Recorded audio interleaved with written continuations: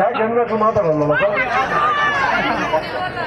Chandrababu Naidu MLA ticket ಕೊಟ್ಟವ್ರಿಗೆ cycle ಗುರ್ತು ಕೊಟ್ಟು ನಿಮ್ ಮಡಿಸರ ತಾಲೂಕು ಜನ ಒಳ್ಳೆಯವರು ನೀವು ಅಲ್ಲಿ ಗೆದ್ದರಾಗಪ್ಪ ಅಂತ ಕಳಿಸಿದ್ದಾರೆ.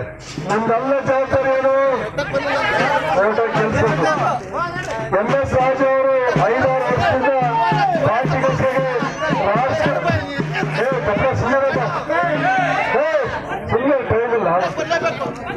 ಅದಕ್ಕೋಸ್ಕರ ಜಗನ್ಮೋಹನ್ ರೆಡ್ಡಿ ಸರ್ಕಾರ ಇವ್ರೊಂದು 50-60 ಕೇಸುಗಳಿತ್ತು. ಸಾಕ್ಷಾತ್ ಚಂದ್ರಬಾಬು ನಾಯ್ಡು ಮೇಲೆ ಕಳ್ಳ ಕೇಸಕ್ಕೆ ಜೈಲಿಗೆ ಕಳಿಸಿದ್ವಿ. 2 ತಿಂಗಳು ನಿಮಗೆಲ್ಲ ಗೊತ್ತಲ್ಲ.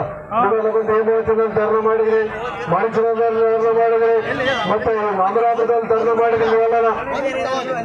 ಅದಕ್ಕೋಸ್ಕರ ಇವತ್ತಿನ ರಾಕ್ಷಸ ರಾಜ್ಯ ಹೋಗ್ಬೇಕು, ರಾವಣ ರಾಜ್ಯ ಹೋಗ್ಬೇಕು, ರಾಮರಾಜ್ಯ ಬರ್ಬೇಕಂದ್ರೆ ನೀವೇನ್ ಮಾಡ್ಬೇಕು? ದಯವಿಟ್ಟು ಯೋಚನೆ ಮಾಡ್ರಿ.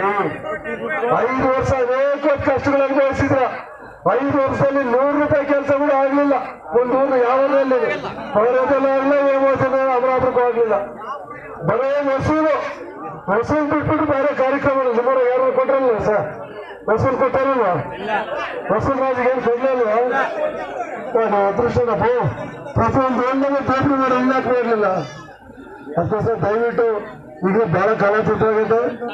ಮಣ್ಣಿಂದು ತುಂಬಾ ಕಷ್ಟ. ಮಣ್ಣು ಮುಟ್ಟಿದ್ರೆ ಮನೆ ಕಟ್ಟಿಗೆ ಮಣ್ಣು ಮುಟ್ಟಿದ್ರೆ ಜೈಲ್ ಅಂತಾರೆ, ಕೇಸ್ ಅಂತಾರೆ.